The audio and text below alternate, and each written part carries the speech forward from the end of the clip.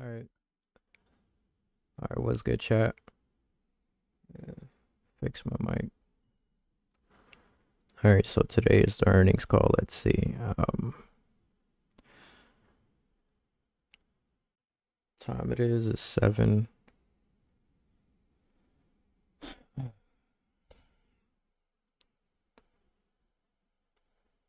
It's pretty early. Let's see.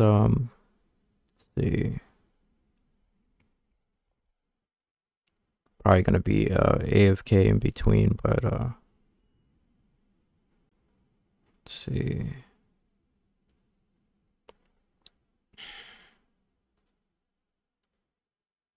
I fucking hate ads.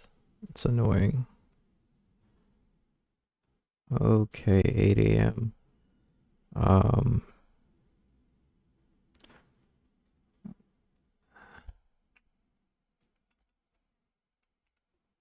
take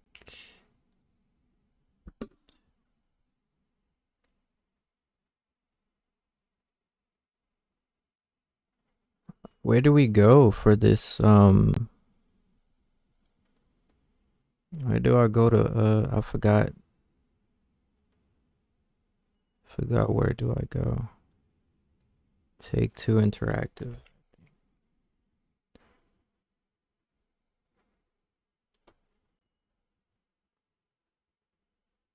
I'm seeing a lot of content creators, but I don't even know where to go, guys.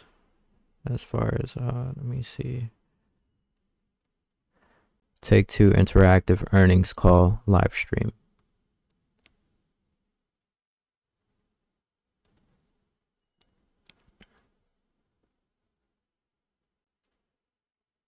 I'm out here trying to find it. If you guys have a clue, please let me know.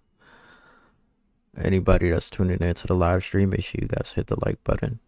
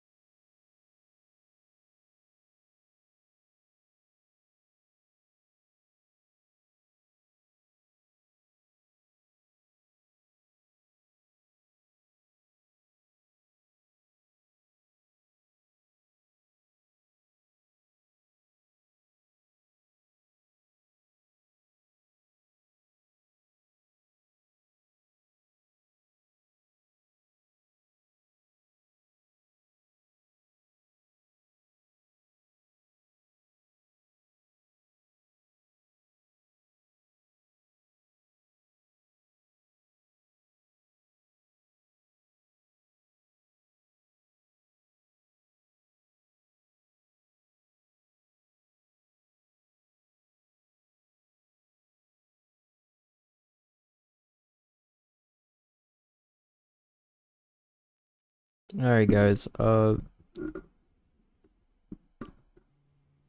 Hmm. This is crazy.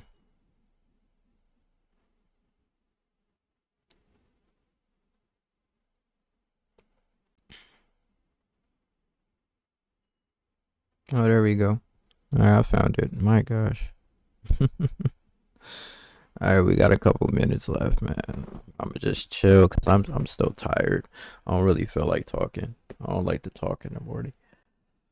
Anybody that knows me, I don't like to fucking talk. I'm too tired. But this is really important. I wouldn't go live for shit if it's not important. Like GTA 6 is highly important, so you know what I'm saying?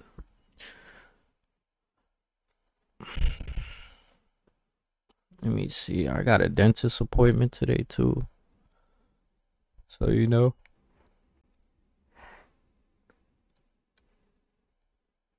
Alright, this is a live stream.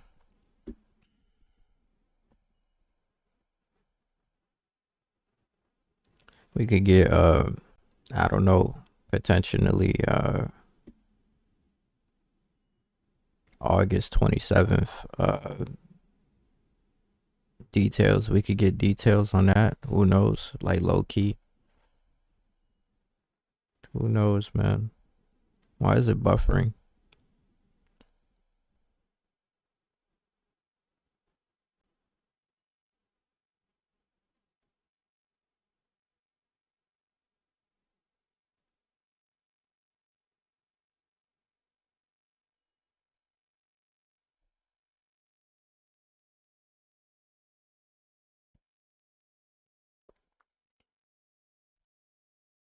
All right.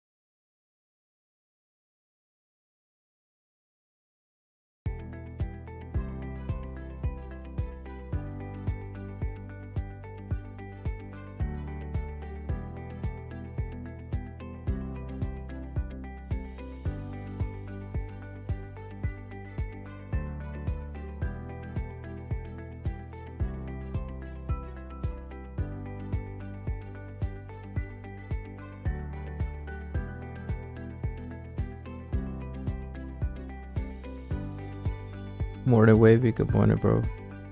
What's up? What's up? I'm about to be right back. I'm about to brush my teeth. I'm about to do a lot of shit, guys. We got 9 minutes. We got 9 minutes until the earnings call. Okay. Trust me, I would not be live for anything else this early. GTA 6 is the reason why we live. And this game is highly important. No game is making me live stream at this time, 7 in the morning. Hell no. No other fucking game is doing that. So, you know, it's very important. It's a very important game, but we got 8 minutes. And I'm gonna brush my teeth, guys, and do what I gotta do, wash my face and shit. So I'll be right back, guys, until the time comes. Be right back.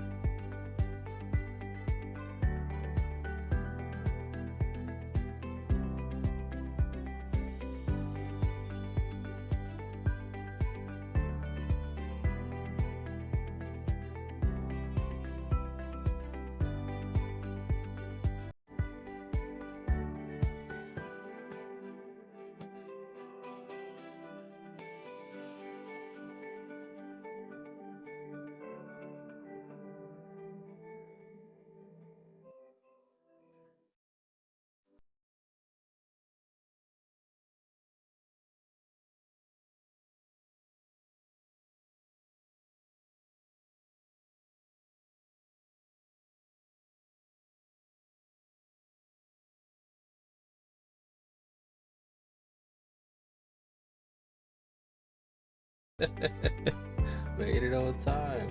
Brushed my teeth. Did everything. Washed my face. Did everything I had to do. We got 20 seconds left.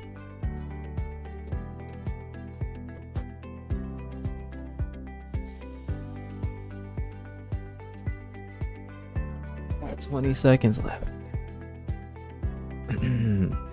Make sure you guys hit the like button, please, and thank you. Let's get it. The earnings call is about to start very soon.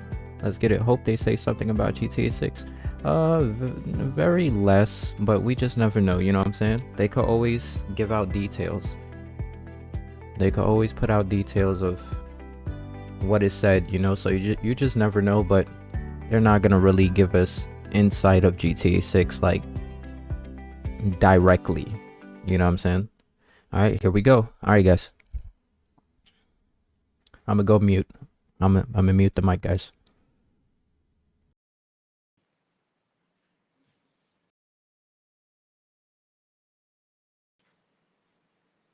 Hello, everyone. Thank you for joining us, and welcome to the Take-Two Interactive Software First Quarter Fiscal Year 2027 Results Conference Call. After today's prepared remarks, we will host a question and answer session. If you would like to ask a question, please press star 1 to raise your hand. To withdraw your question, press star 1 again. I will now hand the conference over to Nicole Shevins, SVP Investor Relations and Corporate Communications. Nicole, please go ahead. Good morning. Thank you for joining our conference call to discuss our results for the first quarter of fiscal year 2027 and to June 30, 2026. Today's call will be led by Strauss Zelnick, Take-Two's Chairman and Chief Executive Officer, Karl Slatoff, our President, and Lainie Goldstein, our Chief Financial Officer. We will be available to answer your questions during the Q&A session following our prepared remarks. Before we begin, I'd like to remind everyone that statements made during this call that are not historical facts are considered forward-looking statements under federal securities laws. These forward-looking statements are based on the beliefs of our management, as well as assumptions made by and information currently available to us. We have no obligation to update these forward-looking statements. Actual operating results may vary significantly from these forward-looking statements based on a variety of factors.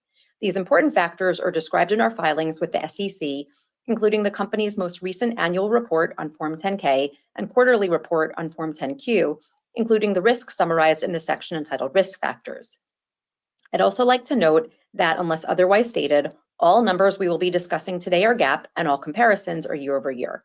Additional details regarding our actual results and outlook are contained in our press release, including the items that our management uses internally to adjust our GAAP financial results in order to evaluate our operating performance. Our press release also contains a reconciliation of any non-GAAP financial measure to the most comparable GAAP measure. In addition, we have posted to our website a slide deck that visually presents our results and financial outlook. Our press release and filings with the SEC may be obtained from our website at take2games.com. And now I'll turn the call over to Strauss. Thanks, Nicole. Good morning, and thank you for joining us today. Fiscal 2027 is off to an excellent start, led by the power of our diverse portfolio and the strong, consistent execution of our strategy at all of our labels. We delivered first quarter net bookings of approximately $1.39 billion, which was slightly above the high end of our guidance range, primarily due to the outperformance of NBA 2K and the Grand Theft Auto series. We're reiterating our fiscal 2027 outlook for net bookings of $8 to $8.2 billion, which reflects both ongoing positive trends in our business and our high degree of confidence around the November 19th release of Grand Theft Auto 6. We expect to sustain this new level of scale and generate strong cash flows for the next several years as we release our robust development pipeline, capitalize on incremental opportunities within our highly established hit franchises, and continue to apply our proven long-term approach to managing the company. Now, turning to highlights for the period. NBA 2K26's performance was outstanding and concluded a record year for the franchise. To date, the title has sold in over 12 million units, reflecting 9% growth compared to NBA 2K25. Engagement was up meaningfully during the quarter, with recurrent consumer spending growing 7%, driven by a 15% increase in average daily active users, a 25% increase in MyCareer daily active users, and a 35% increase in average games played per user. The achievements of this year's iteration of the series are a testament to Visual Concepts' ability continually to deliver new, innovative ways for fans to stay engaged, and our live service execution remains a cornerstone of NBA 2K's sustained success. During the quarter, 2K also supported Borderlands 4, Sid Meier's Civilization 7, and WWE 2K26 with an array of new offerings which enhanced player engagement and sentiment. The Grand Theft Auto series once again exceeded expectations, and to date, Grand Theft Auto 5 has sold in over 230 million units worldwide. Recurrent consumer spending for the series grew 3%, and GTA Plus continues to thrive, all led by a series of content offerings, including the addition of the Rockstar Mission Creator, an all-new suite of innovative and in-depth tools empowering the player community to bring missions to life. Global excitement for the launch of Grand Theft Auto 6 continues to build, with the title having an exceptional start to pre-orders. With Rockstar Games' recent announcement of Grand Theft Auto 6 and extended look coming on August 27th, we believe that consumers' passion and anticipation for the next evolution of this iconic series will grow further leading up to the title's November 19th release. Turning to our mobile business, Zynga performed in line with our expectations, and we're pleased that many of our forever franchises continue to resonate with players. Net bookings for Toon Blast grew 8% over last year. The title was supported by a new marketing campaign featuring Emmy-nominated actor Giancarlo Esposito. Empires & Puzzles maintained steady momentum, anchored by a successful 9th anniversary campaign and the introduction of new heroes and character abilities. Words with Friends exceeded our forecast, with net bookings growing 8% year over year, led by strong ad performance and higher player engagement with several features, including Dice Challenge, the title's latest permanent one-on-one game mode. Top 11 surpassed our expectations, with net bookings increasing 15% year over year, as fans enjoyed a special in-game event featuring player versus environment matches in 10 international locations. 2K's mobile offerings continue to perform well, with strong downloads and engagement across key titles. NBA 2K All-Star, our mobile title in China in partnership with Tencent, surpassed 10 million registered users since launching last year and is yielding strong profit margins. Our mobile direct-to-consumer channel remains a significant driver of revenue and margin enhancement, with many of Zynga's titles offering this feature and further growth anticipated. Guided by our core pillars to be the most creative, innovative, and efficient entertainment company in the world, our 13,000 colleagues share a singular vision for excellence and hit creation.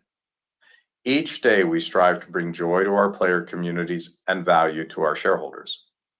I'd like to express my gratitude to our teams for their immense passion and unwavering commitment to our mission to make the most captivating and engaging experiences in the entertainment business. We believe that fiscal 2027 will be an inflection point for Take-Two, one that will write an exciting new chapter in our history and provide the foundation for new levels of success and the creation of groundbreaking entertainment experiences. I'll now turn the call over to Karl. Thanks, Strauss.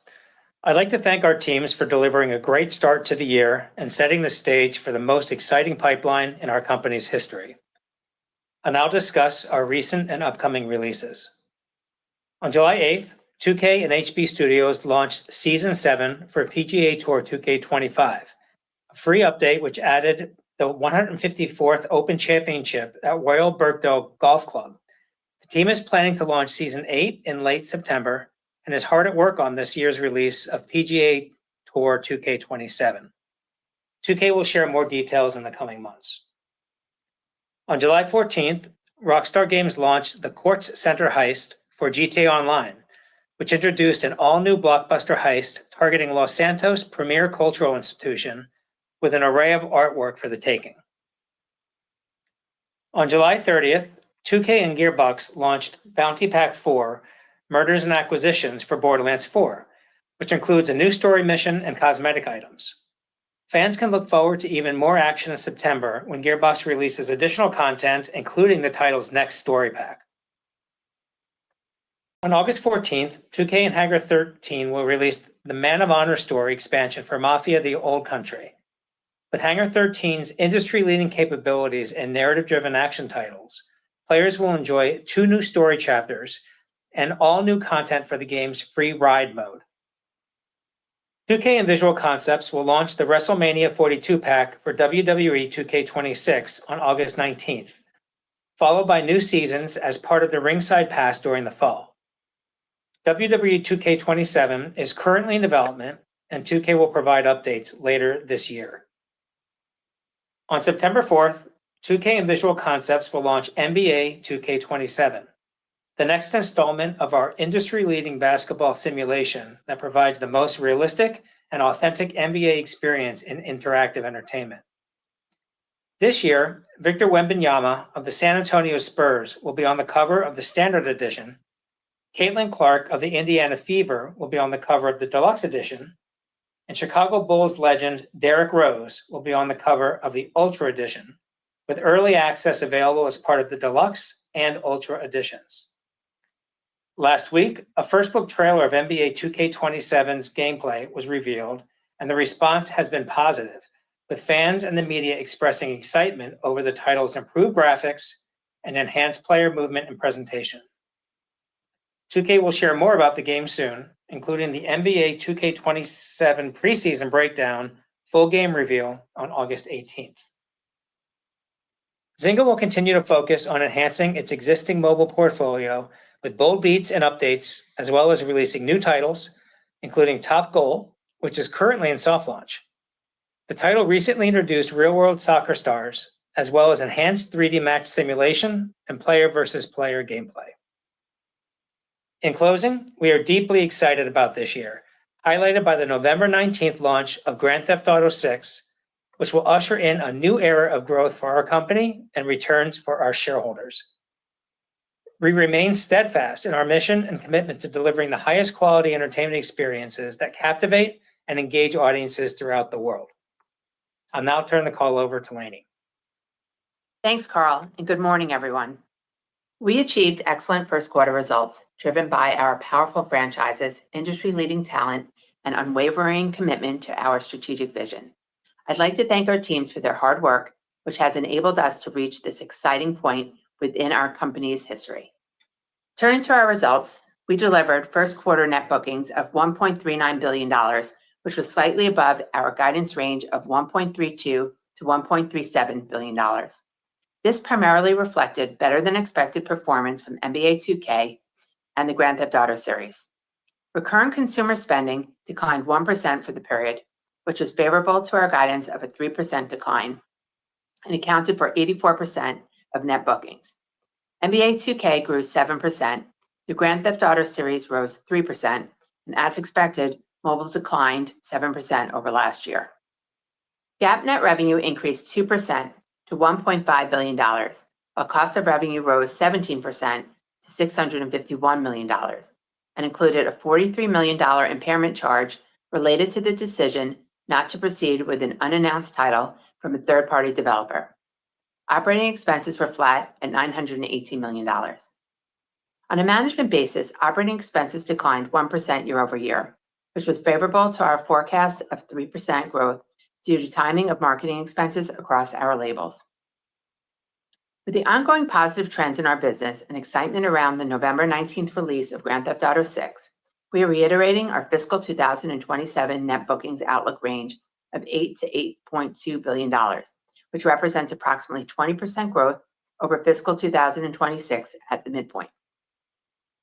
The largest contributors to net bookings are expected to be the Grand Theft Auto series, NBA 2K, Toon Blast, Match Factory, Empires & Puzzles, Words with Friends, the Red Dead Redemption series, WWE 2K, Color Block Jam, and Zynga Program. We continue to expect recurrent consumer spending to be in line with fiscal 2026 and to represent 64% of net bookings. The underlying drivers remain unchanged, with NBA 2K projected to grow high single digits, the Grand Theft Auto series expected to be up, and mobile expected to be down due to last year's success of Color Block Jam and our assumption that trends will moderate for several of Zynga's mature mobile titles. We now expect the net bookings breakdown from our labels to be roughly 37% Rockstar Games, 34% Zynga, and 29% 2K. We continue to forecast operating cash flow in excess of $1 billion, and we remain on track to be in a net cash position by the end of the fiscal year. We now plan to deploy approximately $290 million of capital expenditures, which is up from our prior forecast due to a planned real estate purchase. We continue to expect GAAP net revenue to range from $7.9 to $8.1 billion, while we now expect cost of revenue to range from $3.54 to $3.66 billion. Our total operating expenses are now expected to range from $4.15 to $4.17 billion. On a management basis, we expect operating expense growth of approximately 7% year over year, which is down slightly from our prior forecast. Now moving on to our guidance for the fiscal second quarter.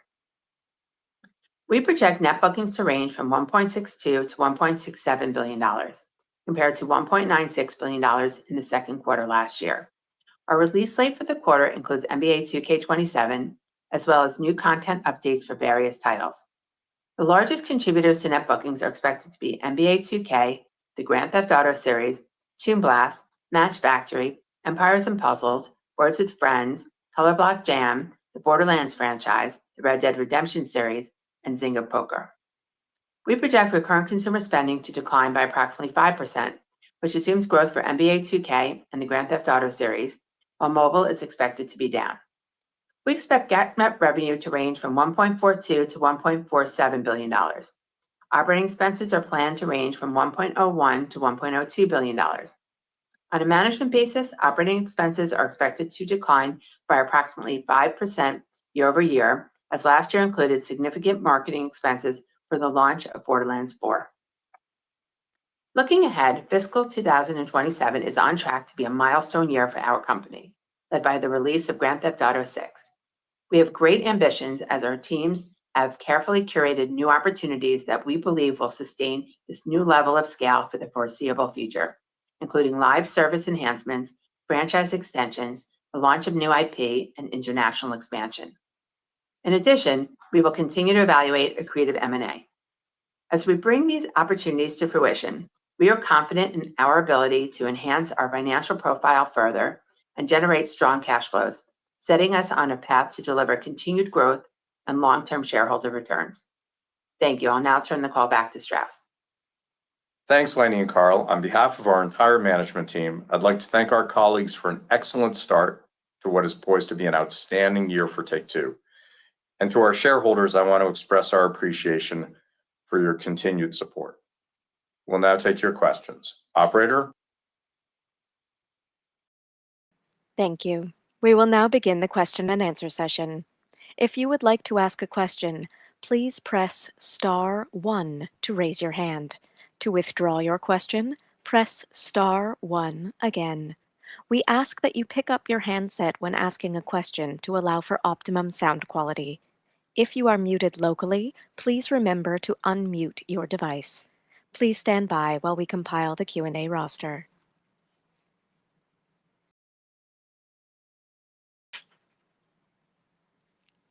Your first question comes from the line of Doug Creutz with TD Cowen. Your line is open. Please go ahead. Thank you.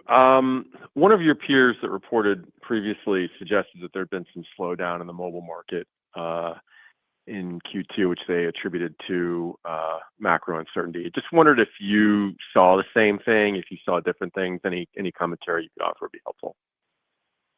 No, it's really not what we're seeing. Our results have been affected by how Color Block Jam is doing versus last year in terms of comping because it was a new title last year. But apart from that, we've delivered some really good news in mobile. There's no doubt there's a bit of pressure on user acquisition at the moment. And I think that comes and goes in the marketplace. But no, we don't feel like the consumer is pulling back at all. Great. Thank you.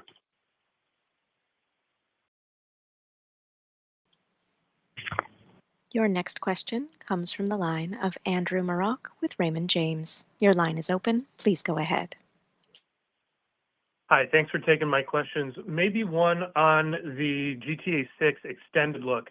I guess if you could give us a little bit more color on the thinking that went into the decision to go with Netflix for the timed exclusivity rather than just the traditional route of releasing it on a free platform like YouTube or through Rockstar Socials. You know, this is a first of its kind partnership with Netflix. They're a great marketing partner for us and distribution partner, as you know. We also work with virtually every social media outlet on Earth. This is part of Rockstar Games' marketing strategy. We're excited for everyone to see an extended look of Grand Theft Auto 6. I'm not prepared to tell you how it's going to go, but I feel really good about it. And of course, 6 hours after the initial launch on Netflix, it'll be available on Rockstar Games channel on YouTube and I think ultimately many other outlets. Great, thank you. Maybe one more if I could. Not that you needed any other tailwinds into GTA 6 launch excitement, but can you talk a little bit about the court center update for GTA Online and maybe how that's been in terms of bringing in some lapsed players ahead of the GTA 6 launch? Thank you.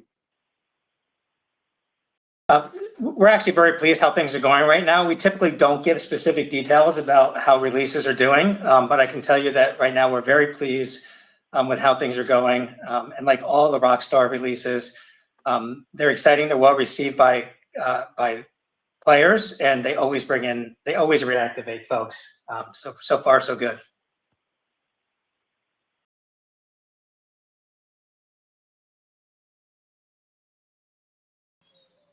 Your next question comes from the line of Brian Pitts with BMO Capital Markets. Your line is open. Please go ahead. Thanks for the question. You recently announced the $80 base game for GTA 6, but ultimately decided to leave NBA 2K27 base pricing at $70. As you think about go forward base pricing, help us understand how you're thinking about being able to price games at a more premium price with more traditional AAA game prices around the $70 price point. Thank you. Look, you know, we've said this many times. Our goal is to deliver way more value to consumers than what we charge them. And you know, the truth is that the real cost of a AAA video game is a whole lot lower today than it was 20 years ago. Pricing has not kept pace with inflation. And our goal is to continue to over-deliver for our consumers, because how you feel about any experience is the intersection of the experience itself and what you paid for it. So, you know, to say that we expect that Grand Theft Auto 6 will be an incredible bargain as experiences go is a gross understatement, because Rockstar Games is known for over-delivering. And when people engage with our titles, and Carl just answered a question about GTA Online, remember, we're 13 years after GTA Online was launched, and people are still highly engaged. And you know, we have record-setting engagement at times. So that's our goal. Our goal is not to maximize price. So in this case, I think what we've decided to do makes a whole lot of sense in the context of what we're delivering, and that's the lens through which we'll look going forward as well. Thanks, Strauss. Your next question comes from the line of Eric Handler with Roth Capital. Your line is open. Please go ahead.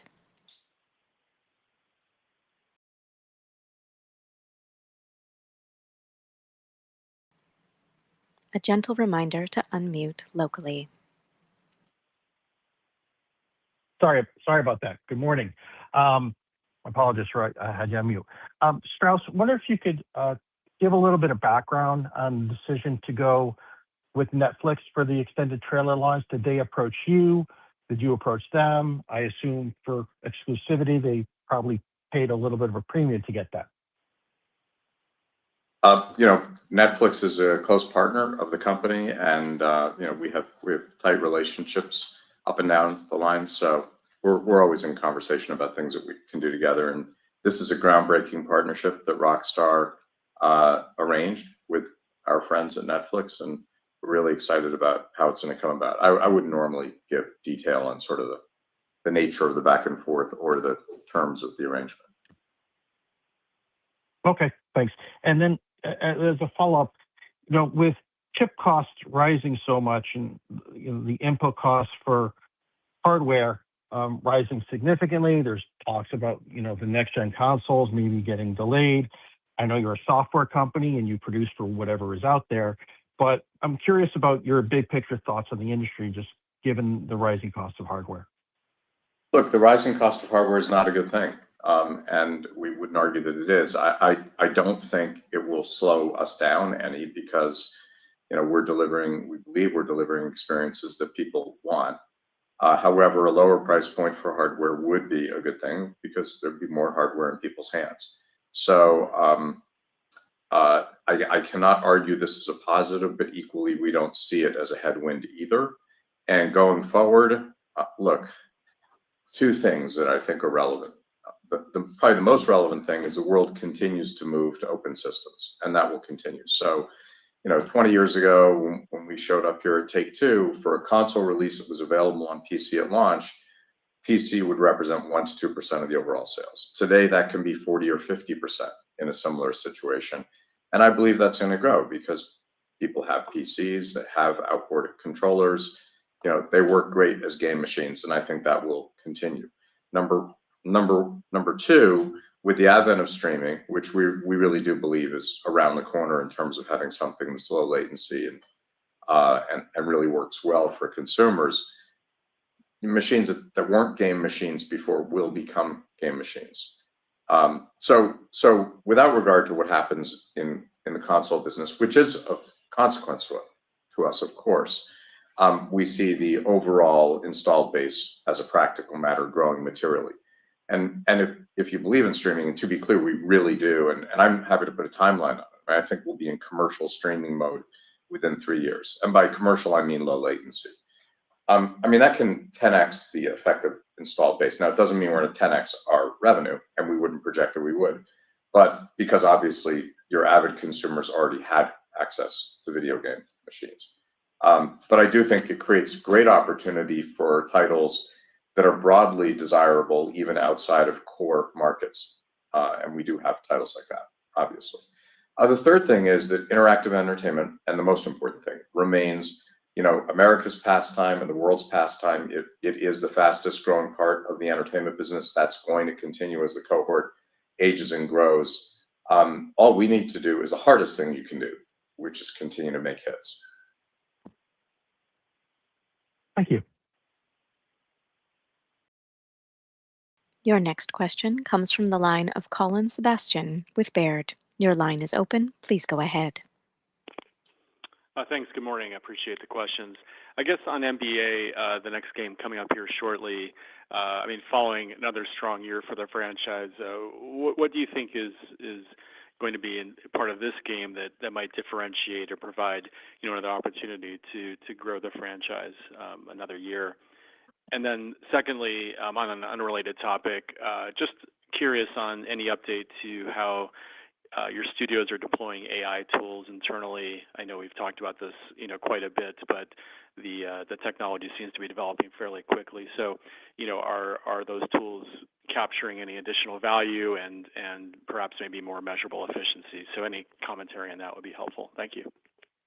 So in terms of NBA, obviously NBA 2K26 performance was outstanding. It was a record for us, both on units and engagement. And I think that's the key. And we get the same question almost every quarter, certainly every year, about how high can high be and how the growth is. And every time we get the question, we answer it the same way. And it's really I don't want to say it's unlimited, but there's still a huge amount of growth potential in the NBA franchise. And that would be coming both from increased units, geographic expansion, et cetera, and bringing more customers back year over year. There's still a lot of wood to chop there, and also more and more engagement. So we continue to refine that. And what really drives that is the folks at Visual Concepts and 2K and their efforts to year upon year to innovate. And it's really hard to do that on an annual release. And yet somehow through the brilliance and hard work of the team, they're able to do it. So I would just answer it the same way we had before, which is the growth is going to be coming from the same place it always does, and that's through the innovation, the creativity of the teams. We did announce some fun things in terms of cover athletes for NBA 2K27. I'm going to leave all the exciting news about what's next for that title with 2K, which is, August 18th, I think, is when there's going to be more of a reveal. And with regard to your question about AI, look, we are first and foremost an entertainment company and always have been. However, we're an entertainment company that creates its entertainment in computers and always has. So this company, its products and its approach was built on AI and machine learning, well before it became, buzzword du jour. So, we're dyed-in-the-wool adopters of new technology to the extent it enhances our ability to do what we do. And we have a three-part strategy, two parts of which are innovation and efficiency. So we have projects that sort of fall into both the basic research and the applied research buckets here, to see on the basic research side, the art of the possible, on the applied research side, how we can innovate more and how we can create additional efficiencies. And that threads through our entire company. All that said, the first of our core pillars is creativity. And we have 13,000 colleagues around the world, the vast majority of whom are people who are creative every day. And we believe that technology can enhance their creativity, but we do not believe it can or should replace their creativity. And ultimately, we make bespoke entertainment products, and we aim to make the best ones in the world. And technology should make it easier for our incredibly creative people to innovate. But for better or for worse, and I happen to think it's very much for the better, those tools are not going to replace anyone. So unlike some of our competitors who are announcing opportunities to save hundreds of millions of dollars with AI, I've said since the beginning that the history of new technology in the interactive entertainment business is efficiencies are indeed created, but then we find ways to do bigger and bigger things. And, we actually don't reduce the cost of doing those things, but we can meaningfully increase the quality. And what does meaningfully increase the quality mean for us? It means making bigger and bigger hits that appeal to more and more consumers. And that's our job. Our job is not to lead in technology. Our job is to lead in entertainment. And as it happens, we use technology to try to do that. Great. Thank you. Your next question comes from the line of Chris Scholl with UBS. Your line is open. Please go ahead. Great, thank you. In the slides and prepared remarks, you mentioned international expansion and evaluating accretive M&A. Can you just walk us through the opportunities you see overseas for your franchises that are maybe untapped today? And for M&A, remind us of the criteria you use when evaluating deals, the types of assets you would be most interested in, and any particular regions where you feel like you would like to scale your operations. Thank you. Yeah, we've been very focused here on increasing our international footprint. As you know, companies like Take-Two, and there aren't many of us, but there are some, basically derive about 80% of their revenue from the US, Western Europe, and one or two countries in Asia. The rest of the world's really underrepresented, even though they love video games, of course, and even though they have devices, typically low-res, low capable mobile devices, but devices nonetheless. So, for example, despite the number of people in India, our revenue out of India is really, really tiny, and people in India love playing mobile video games. Same is true for Africa, a massive market, but our revenue footprint is very low. And we're also underrepresented in places like Latin America, obviously Russia, much of the Middle East, and much of Asia, although we do have a significant amount of business in China and a select of other countries. South Korea, Taiwan, for example, growing business in Indonesia, a little business in Vietnam.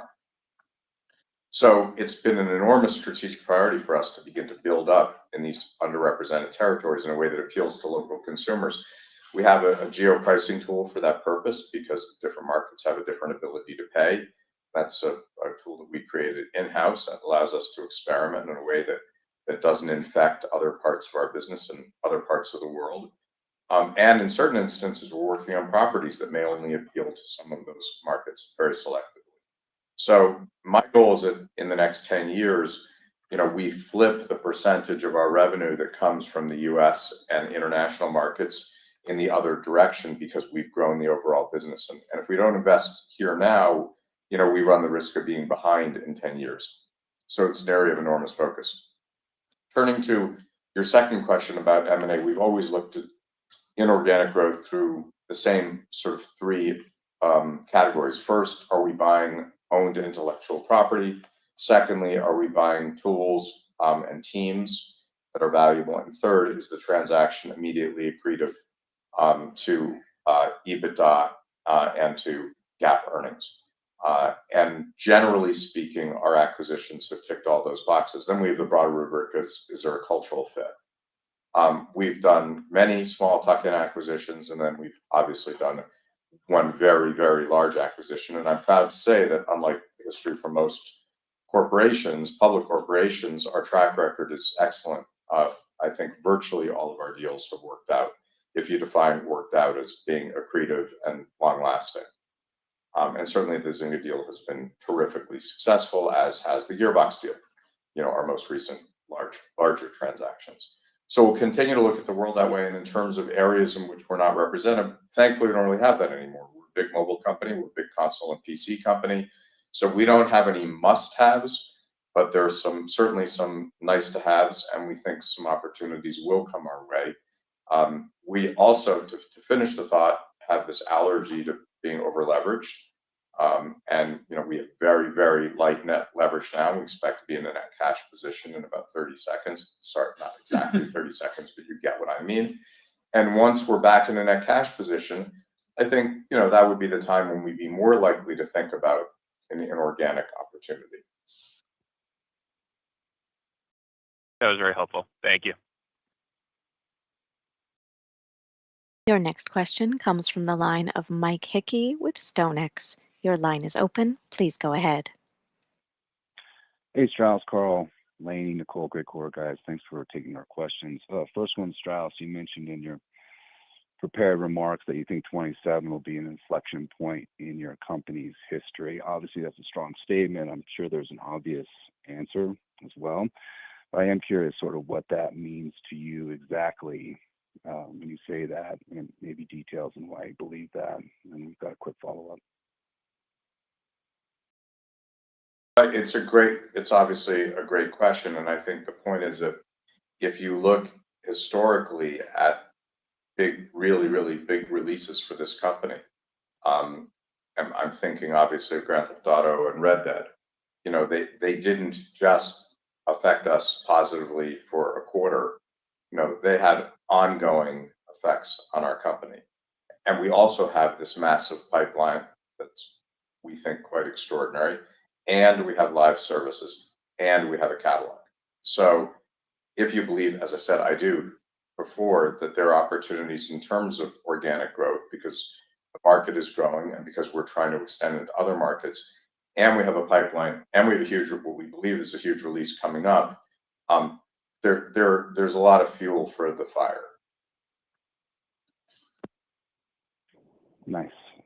As a follow-up to the streaming comment, I think you said that you think we could have a commercial streaming solution within 3 years that would solve the latency problem. Strauss, it feels like we've been down this road at least twice. But I'm curious to hear that. Obviously, the TAM's exciting at 10 times. We've heard that before, but it's never really materialized. So is there something that you're seeing different today in terms of the tech solution or some change that's sort of giving you better visibility that we could actually have a real streaming solution in the future? Because obviously that would be a sea change to the industry. It is a very fair and accurate comment. And, even when we supported Stadia some years ago, we talked at the same time we were supporting Stadia about concerns about latency. And you're right, it's sort of certain things remain perpetually in the future, like, nuclear fusion, which is perpetually 30 years away. Although people think it's not now. I hope it's not. I don't think that's the case here because of enormous advances in hyperscaler networks and advances in edge network technology. And I think, for example, there's one player in the market that's looking at rolling out a significant edge network that would address latency, at least in the US. So I picked 3 years kind of because we know it's not tomorrow, but I don't think it's 5 years. But of course I could be wrong. And we're not betting, any of our company on this. We just see it as another one of the many embedded call options in our security. Thanks, guys. Good luck. Your next question comes from the line of Alec Brondolo with Wells Fargo. Your line is open. Please go ahead. Yeah, hey, thanks so much. Appreciate the question. Maybe two from me. Could you help us, maybe walk us through the thinking behind the GTA 6 premium SKU mix? I think Red Dead Redemption 2 launched with 3 SKUs. GTA 6 only had 2, and you didn't offer early access in the premium SKU, which I think has been a big part of the hook or the upsell driver on some of the other titles over the last several years. And then maybe secondly, encouraging to hear pre-order data for GTA 6 is strong. I guess I'd love to get your perspective as someone that's been in the industry a long time. How do you think about the incrementality of pre-order units as they flow in? Is it possible that kind of hype around the game is pulling forward sales that you otherwise would have earned post-release into pre-release, and the strong data won't prove to be that incremental? Thanks.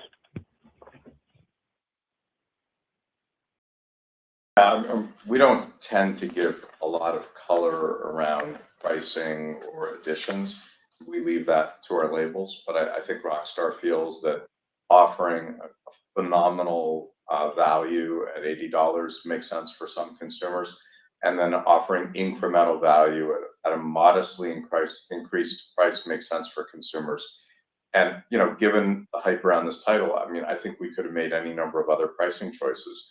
But as I said earlier, our focus is on delivering way, way, way more value than what we charge for something. And with regard to pre-orders, our pre-orders are exceptional.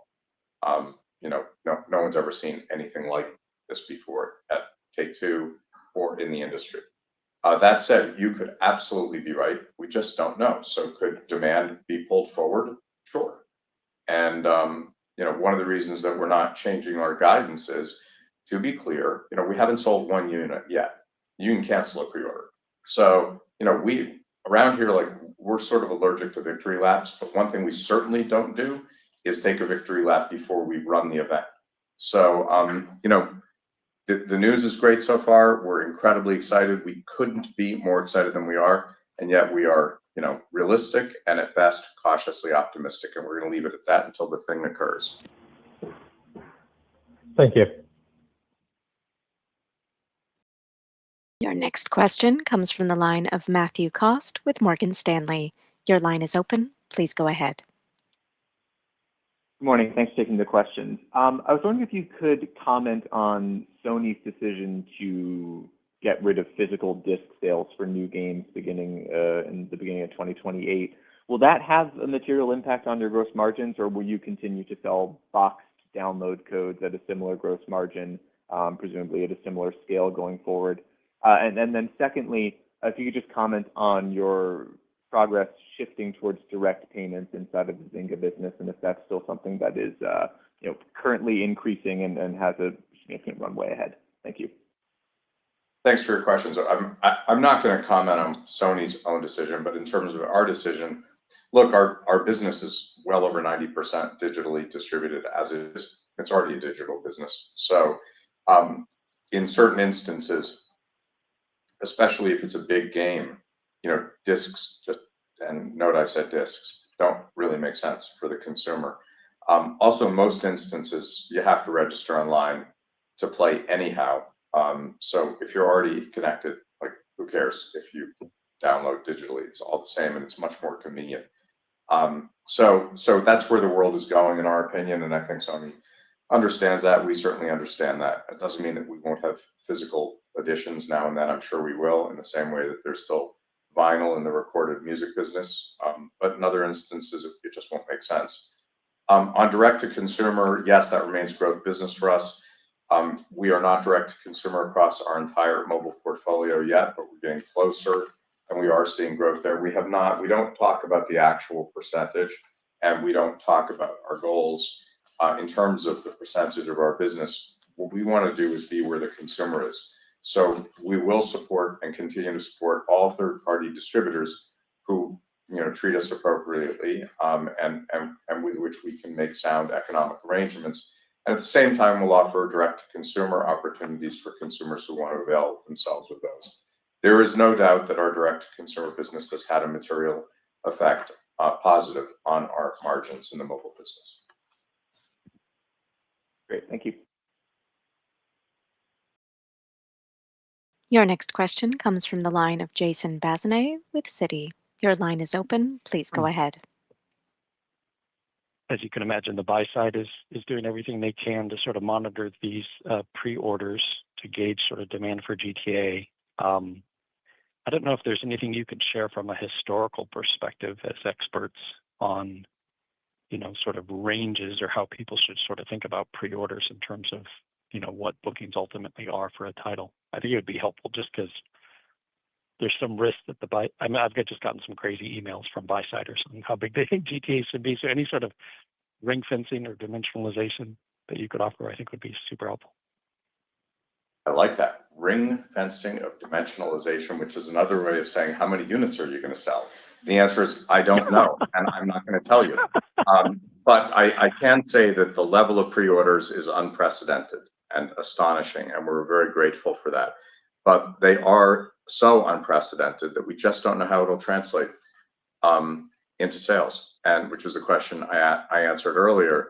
We genuinely don't know, and we just don't believe in claiming victory before it occurs. Thank you. Your next question comes from the line of Eric Sheridan with Goldman Sachs. Your line is open. Please go ahead. Thanks so much for taking the question. Strauss, wanted to know if you could opine about any evolution in your thinking about mobile gaming and being more tied into AAA quality of content when you think about the advances in mobile silicon and processing. And a second part of the question would be, with Grand Theft Auto and the community you have there, how should we be thinking about either engagement or maybe even gameplay components of Grand Theft Auto that could be an extension of the launch later this year? Thanks so much.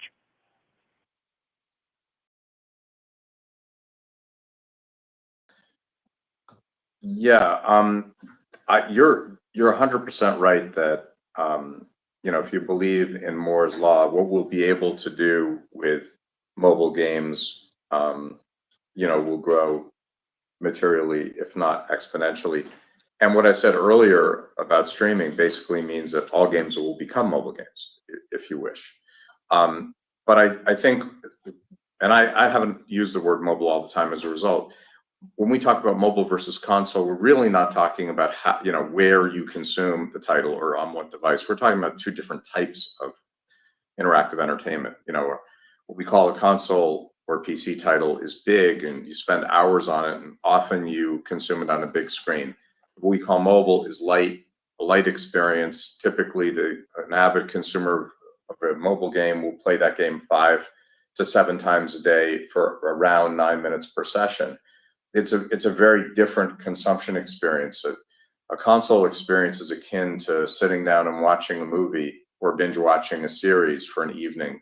A mobile experience is something you do when you have a few moments free and you want to relax and enjoy and be entertained. And so the change in technology that will allow a console experience effectively to become a mobile experience probably broadens the market. But I don't think means that casual or hyper casual or semi-casual or AA games necessarily go away. I think there's going to be a need and a desire for all different kinds of interactive entertainment. And as technology enhances the art of the possible, there'll be new formats that are delivered.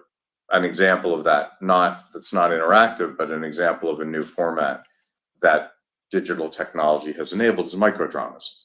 And that's huge business in China and a growing business in the US. It didn't exist 5 years ago. So there's some moral equivalent thereof in interactive entertainment, and one of the things that we think about here is the unknown unknown. Like, what's the next thing that's coming in interactive entertainment at which we can excel, which our customers would love, that new technology enables. We spent a lot of time thinking about that. In terms of Grand Theft Auto and where it's going in the future, that's something that we're not talking about today. And in the fullness of time, I'm sure Rockstar will talk about. Thank you. Your next question comes from the line of Ron Song with Wolfe Research. Your line is open. Please go ahead. Good morning. Can you guys share any updates on your thoughts about advertising's place in Take-Two, especially with the continued shift to open platforms and streaming? You've been clear that it makes less sense for the consumers who are paying $70 plus for a AAA game, but how can you strategically employ advertising beyond mobile games in a way that's not overly intrusive? Thanks. Yeah, advertising is a growing part of our mobile business. We've rolled out ad units in many of our titles that previously did not have them. And our view really is, look, if you're going to engage with one of our mobile titles, we ought to be able to monetize that engagement in some way. So if you only engage with in-app payments, you're monetized, less than 20% of the audience typically, often quite a bit less than 20%. But if you have advertising as an option, you could monetize 100% of the audience in one form or another. So that has been a big part of our strategy in mobile, and we have rolled out advertising units in most, but not all of our titles so far. On the console side, look, you're correct in quoting me as saying, if you're paying premium price, you probably shouldn't be subject to advertising unless the advertising is sort of endemic to the title. So when you go to a basketball game, or watch a basketball game on television, you're accustomed to seeing advertising in and around that game, advertising in the arena, for example. And in our video game, you'll see that too. And that's appropriate. And we are able to monetize that. It is a relatively small part of the console business, though, and I expect that that will continue to be the case.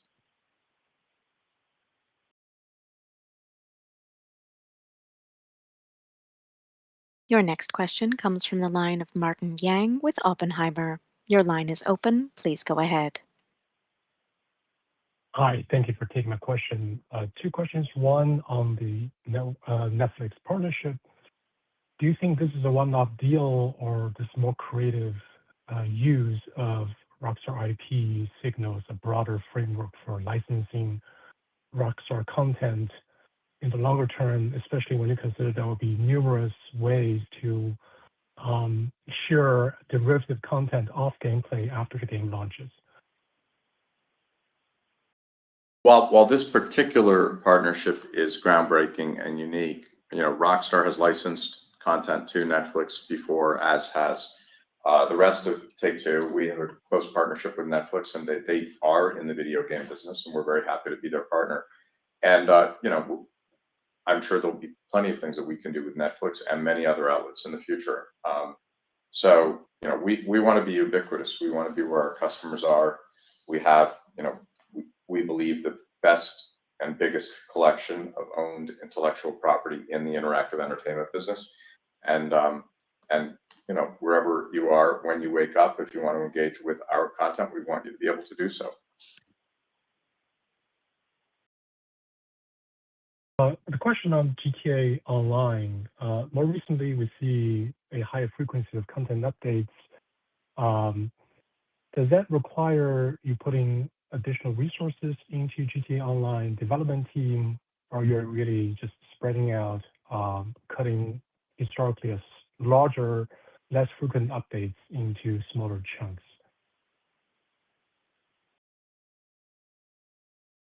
Generally speaking, our update cadence for GTA Online has been pretty stable.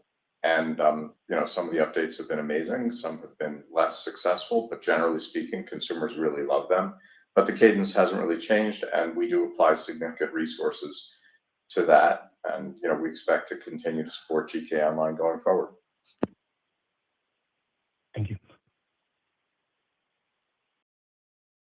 Your next question comes from the line of Jim Callahan with Piper Sandler.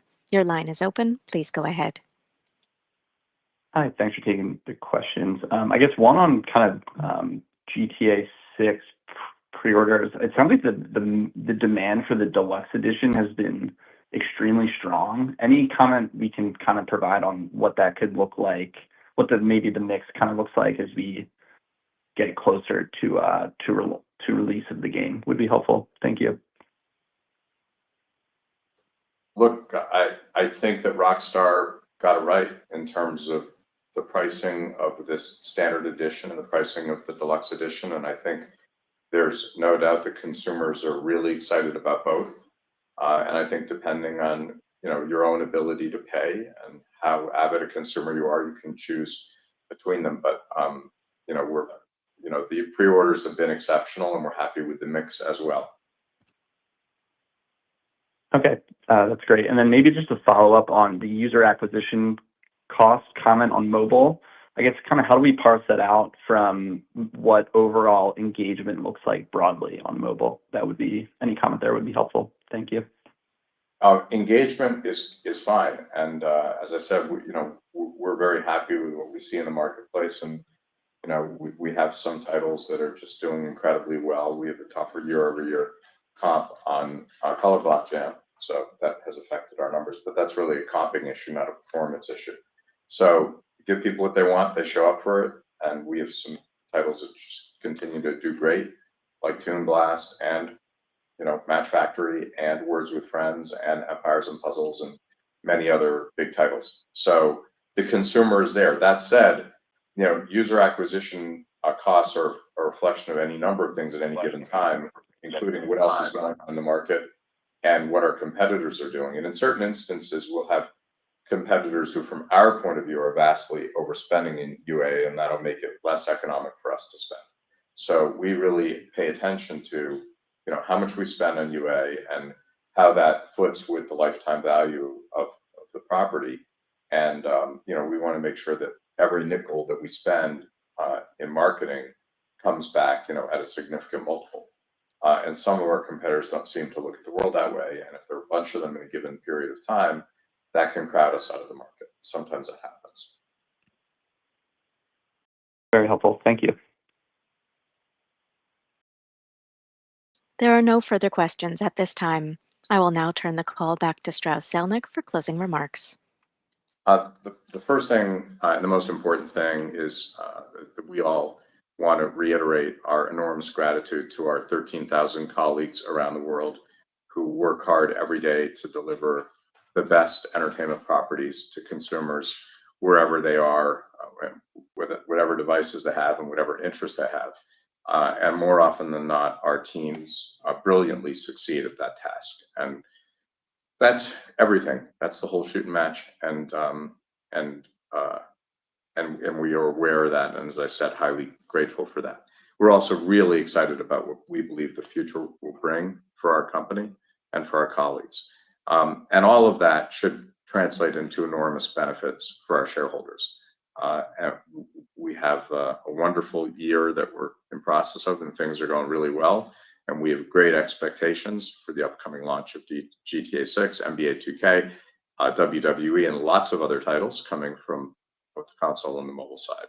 And as I said, we expect that this will usher in a new period of success at a different and enhanced level for Take-Two. So, we couldn't feel more optimistic than we do. With big smiles on our faces, and yet we know we have to wake up every day and do the hard work to deliver. That's our goal. Thank you so much for joining us today. This concludes today's call. Thank you for attending. You may now disconnect.